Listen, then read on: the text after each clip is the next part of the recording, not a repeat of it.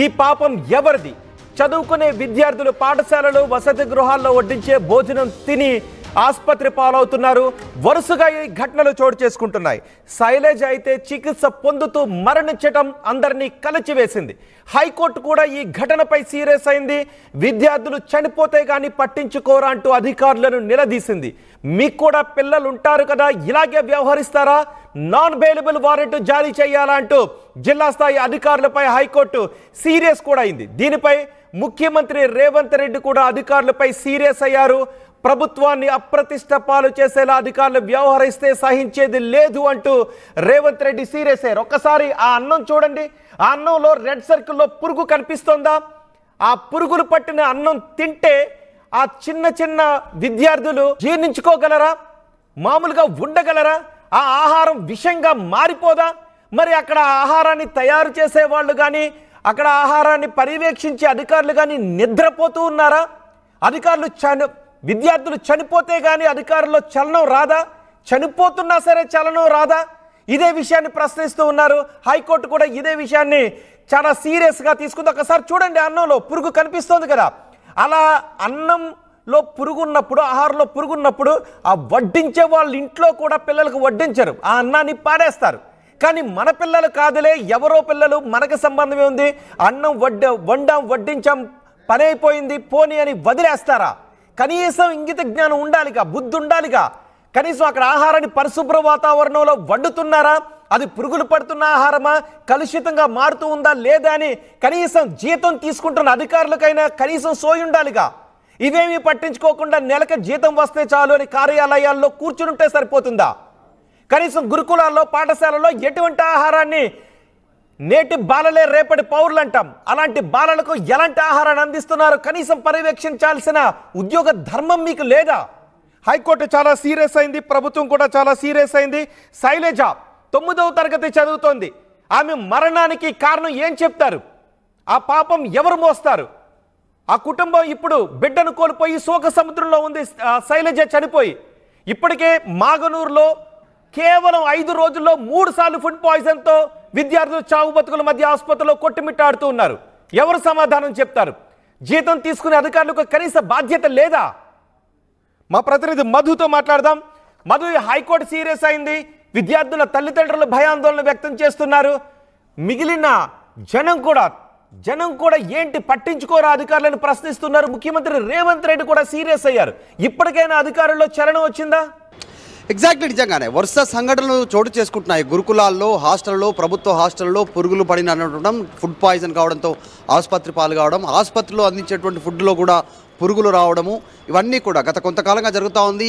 అస్వస్థతకు గురవుతూ ఉన్నారు. ఆసుపత్రిలో చికిత్స తీసుకుంటూ ఒక విద్యార్థిని మృతి చెందినట్టు కనుక మనం చూసాం. వరుసగా సంఘటనలు జరుగుతాయి. ఉమ్మడి పాలమూరు జిల్లాలో, ముఖ్యమంత్రి సొంత జిల్లాలో కూడా నారాయణపేటలో ఒకసారి, తర్వాత మక్తల్కి సంబంధించినటువంటి ఏరియాలో మరొకసారి, ఇలా వరుసగా ఫుడ్ పాయిజన్ జరుగుతూ ఉంది. విద్యార్థులు ఆసుపత్రి పాలవుతూ ఉన్నారు. ఇది అక్కడ ఉన్నటువంటి అధికారుల నిర్లక్ష్యం, పర్యవేక్షించేటువంటి హాస్టల్లో ఫుడ్ ఫెసిలిటీకి సంబంధించినటువంటి దాంట్లో కనీస జాగ్రత్తలు లేకుండా, కనీసం దాని గురించి విద్యార్థులకు వండించేటువంటి సమయంలో శుచి శుభ్రత లేకుండా అత్యంత దారుణమైనటువంటి చాలా లో క్వాలిటీ ఫుడ్తో పాటు పురుగుల అన్నము, జిల్ల పురుగులు, బల్లులు, జెర్రీలు, తర్వాత పురుగుల అన్నము, తర్వాత ఫుడ్ పాయిజన్ కావడము, అంటే నిలువ దాటిపోయినటువంటిది అల్లం వెల్లుల్లి కానీ, కారం కానీ, ఇంకా పసుపు కానీ, ఇంకా ఇతరత్ర ఆయిల్ కానీ చాలా లో క్వాలిటీ వాడడంతో ఫుడ్ పాయిజన్ అయ్యి విద్యార్థులు తీవ్ర అస్వస్థతకు గురవుతూ ఉన్నారు. వరుస సంఘటనలు జరుగుతూ ఉన్నాయి. రోజుకొక వార్త ఫుడ్ పాయిజన్కి సంబంధించినటువంటి వార్త రావడంతో కాస్త ఆందోళనలో ఉన్నారు విద్యార్థుల తల్లిదండ్రులంతా కూడా. మా పిల్లల్ని చదువుకోవడానికి పంపిస్తే ఆసుపత్రి పాలవుతున్నారనేటువంటి ఆందోళన చెందుతూ ఉన్నారు. ఈ విషయంలో ముఖ్యమంత్రి రేవంత్ రెడ్డి కూడా సీరియస్ అయ్యారు. ఇప్పటికే హైకోర్టు సీరియస్ అయింది, పలుమార్లు సమీక్ష చేశారు ముఖ్యమంత్రి రేవంత్ రెడ్డి దీనిపైన. అయినా ఏమాత్రం మార్పు రావట్లేదు. వరుస సంఘటనలు.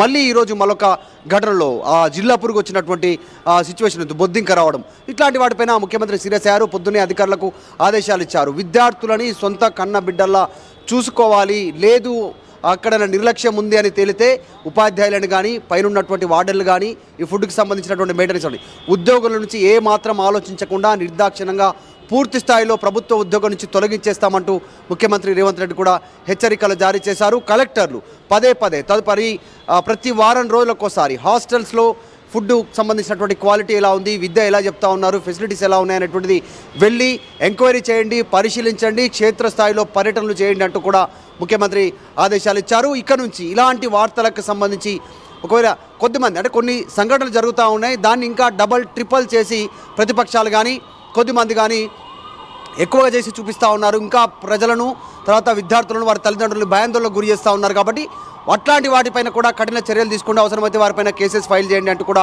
ముఖ్యమంత్రి రేవంత్ రెడ్డి ఆదేశాలు చేశారు. చూస్తూ ఉన్నాము మనం వరుస ఘటనలు, ఆదిలాబాద్, తర్వాత గతంలో కరీంనగర్, తర్వాత ఇప్పుడు ఉమ్మడి పాలమూరు జిల్లా నారాయణపేట, తర్వాత మక్తల్కి సంబంధించినట్టు వరుస సంఘటనలు జరుగుతూ ఉన్నాయి. దీనిపైన ప్రభుత్వం సీరియస్గా ఉంది. ఇప్పటి వరకు ఎవరిని బాధ్యులను చేశారు? నిజంగానే బాధ్యులను గుర్తించాల్సినటువంటి సిచ్యువేషన్ ఉంది. అధికారుల స్థాయిలో నిరంతర పర్యవేక్షణ ఉంటే ఖచ్చితంగా ఇలాంటివి జరగవు. క్వాలిటీ ఫుడ్ వస్తుందా, క్వాలిటీ ఆహారాన్ని వడ్డిస్తూ ఉన్నారా, క్వాలిటీ ఉన్న పదార్థాలని కొంటూ ఉన్నారా, ఇవన్నీ కూడా అక్కడికి ఆ క్వాలిటీ పదార్థాలే సప్లై అవుతున్నాయా, వాటిని హైజీన్ ప్రదేశాల్లోనే ఉంచుతూ ఉన్నారా, ఇవన్నీ చెక్ చేస్తుంటే ఖచ్చితంగా ఇలాంటివి జరిగే అవకాశం ఉండదు. ఎగ్జాక్ట్లీ నిజంగానే ప్రభుత్వం వారిపైన కఠిన చర్యలు తీసుకుంటే తప్ప విద్యార్థులకు క్వాలిటీ ఫుడ్ అందేటువంటి పరిస్థితి లేదు. దానికోసం ప్రభుత్వం కొత్త ఆలోచన కూడా చేయాలనే ఆలోచన చేస్తూ ఉంది. ఆ హాస్టల్కి సంబంధించిన కమిటీలో, ఫుడ్ క్వాలిటీ కమిటీలో అక్కడ ఉన్నటువంటి విద్యార్థుల్ని, చదువుకుంటున్నటువంటి విద్యార్థులు, అక్కడే ఉన్నటువంటి ఉపాధ్యాయుల్ని ఈ కమిటీలో వారిని జాయిన్ చేస్తే వారే దీన్ని పర్యవేక్షించుకుంటూ సరైనటువంటి కల్తీ లేని, ఖరాబ్ లేనటువంటి ఆహారాన్ని వారికి అందించేలా కరెక్టు చక్కగా టైంకి వండి వారికి సమయానికి వారికి వడ్డించేటువంటి ఏర్పాట్లు ఈ కమిటీలో వారిని ఏర్పాటు చేయాలనేటువంటి ఆలోచన చేస్తూనే కలెక్టర్లకు ఆదేశాలు ఇచ్చింది. నిజంగా క్షేత్రస్థాయిలో చర్యలు ఎవరిపైన తీసుకుంటున్నారు అనేటువంటిది బిగ్ క్వశ్చన్గా మారింది. ఇప్పుడు ఘటనలు జరుగుతూ ఉన్నాయి, విద్యార్థులు ఆసుపత్రి పాలవుతున్నారు, కొద్దిమంది మరణిస్తున్నారు, కొద్దిమంది హాస్టల్ వదిలేసి వెళ్ళిపోయే సిచ్యువేషన్ ఉంది. చదువు మీద కంటే ఆరోగ్యం మీద ఎక్కువగా దృష్టి పెట్టుకుంటున్నటువంటి సిచ్యువేషన్ ఉంది. అక్కడికి వెళ్ళిందే చదువుకోవడానికి, సరైనటువంటి ఆహారం లభించకపోవడంతో అస్వస్థతకు గురవుతున్నారు. కాబట్టి వారిపైన ఎవరైతే క్వాలిటీ లేని ఫుడ్ అందిస్తున్నారో, విషాహారం వీరికి తినిపిస్తూ ఉన్నారో, అంటే దాని నిర్దేశిత డేట్ అయిపోయిన తర్వాత అల్లం వెల్లుల్లి కావచ్చు, ఇందాక మాట్లాడుకున్నటువంటి అనేక వంట సామాగ్రికి సంబంధించినటువంటి లో క్వాలిటీ వారికి వడ్డిస్తున్నారు. కుళ్ళిపోయిన కోడిగుడ్లని, లో క్వాలిటీ బియ్యము, లో క్వాలిటీ పప్పు, లో క్వాలిటీ నూనె, ఇవి వడ్డిస్తూ ఉన్నటువంటి సిచ్యువేషన్. మరిన్ని వీడియోస్ కోసం ఛానల్ సబ్స్క్రైబ్ చేయండి. లేటెస్ట్ అప్డేట్స్ కోసం వాట్సాప్ ఛానల్ ఫాలో అవ్వండి. అండ్ లింక్ డిస్క్రిప్షన్ లో ఉంది.